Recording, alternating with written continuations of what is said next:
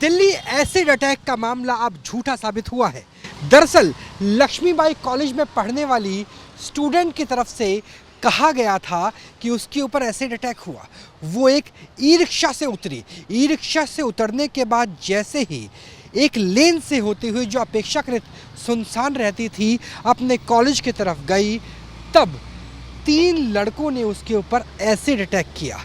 दरअसल उस दिन ये कहा गया था कि एसिड अटैक हुआ, हालांकि उसने अपने चेहरे को बचाने की कोशिश की तो हाथ जल गया, ये लड़की का कहना था।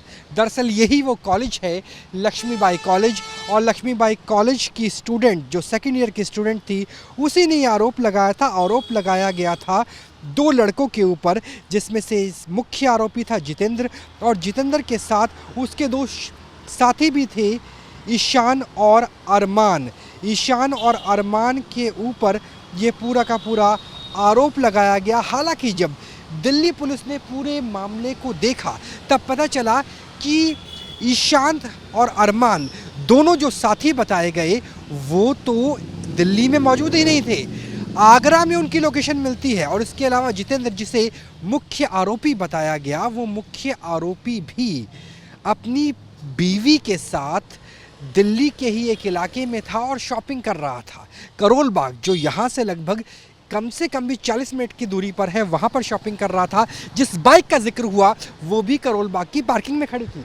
इसी तरीके से जो युक्तियाँ आपको नज़र आएंगी, इसी तरीके से लड़कियाँ यहाँ से गुजर रही थी। उसने कहा कि मेरे ऊपर हमला किया गया। हालांकि जब ये साजिश हुई तब इस साजिश को लेकर के कहा, मैं मुकदपुर के रहने वाली हूँ, मेरे ऊपर 3 लड़कों ने हमला किया। लेकिन जब हमले के ऊपर दिल्ली पुलिस ने मामले की जांच शुरू की तो अकील खान का नाम आया। अकील खान दरअसल जिस लड़की ने आरोप लगाया उसके पिता हैं। अकील खान का इनमें से एक आरोपी जितेंद्र के साथ पहले से तनाव चल रहा है, प्रॉपर्टी का भी कोई इश्यू बताया जा रहा है। जब पुलिस ने जांच की तो सीसीटीवी के जरिए पता चला कि ये लड़की अपने भाई के साथ अशोक विहार पहुंचती है, लगभग यहाँ से 1 किलोमीटर दूर। उसके बाद 300 मीटर तक ई रिक्शा से आती है, उसके बाद 100 मीटर पैदल चलती है।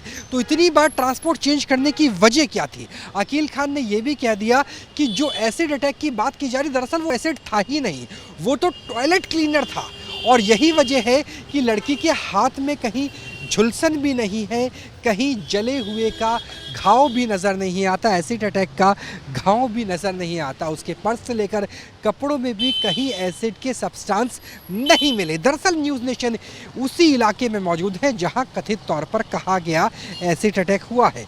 यही वो लेन है और ठीक ऊपर आपको इस कॉलेज का यानी लक्ष्मीबाई कॉलेज का बोर्ड भी नज़र आ जाएगा। यानी जो पूरा मामला है वो मामला ही अब झूठा साबित हुआ है और पर्सनल रंजिश की वजह से ये कह दिया गया कि 3 लड़कों ने मिल करके एसिड अटैक किया, जिनमें से एक लड़का अपनी बीवी के साथ करोल बाग में था, 2 आगरा में थे। सीसीटीवी से लेकर के और मोबाइल लोकेशन तक सबसे पुष्टि हो चुकी है और अब तो उसके पिता ने भी अपने इकबालिया बयान में ये मान लिया है, हालांकि पुलिस के सामने ये बयान दिया है कि एसिड अटैक की पूरी कहानी ही झूठी थी। कैमरा सहयोगी राकेश सिंह रावत के साथ राहुल डबास, न्यूज़ नेशन, दिल्ली। देखिए, कल 10:52 सुबह हॉस्पिटल दीपचंद बंधु हॉस्पिटल से एक हमें कॉल मिली थी कि that a girl with burn injury of acid attack has been admitted. इस पे पुलिस ने अपनी इन्वेस्टिगेशन शुरू की तो ये पता चला कि ये लड़की सेकेंड ईयर नॉन कॉलेजिएट की स्टूडेंट है, डीओ की, और संडे को लक्ष्मीबाई कॉलेज में अपनी क्लास अटेंड करने आ रही थी, जो कि लड़की के स्टेटमेंट के हिसाब से उसने ये बताया। मुकुंदपुर की रहने वाली है।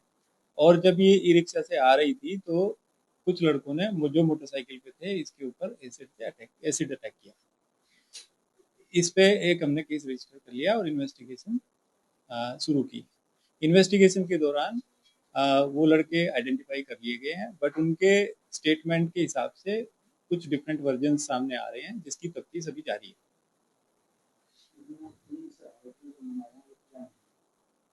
इसमें एफआईआर में जो नाम है वो जितेंद्र है, ईशान है और अरमान है।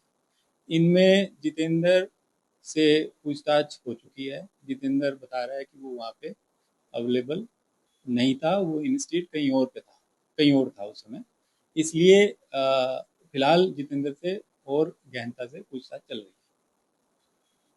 जहाँ भक्ति है हर शब्द में, कथाओं में छुपे हैं दिव्य रहस्य और ज्योतिष देता है जीवन को दिशा। धर्म से जुड़ी हर बातों को जानने के लिए हमारे चैनल स्तुति को सब्सक्राइब करें। चैनल पर जाने के लिए इस लिंक पर क्लिक करें।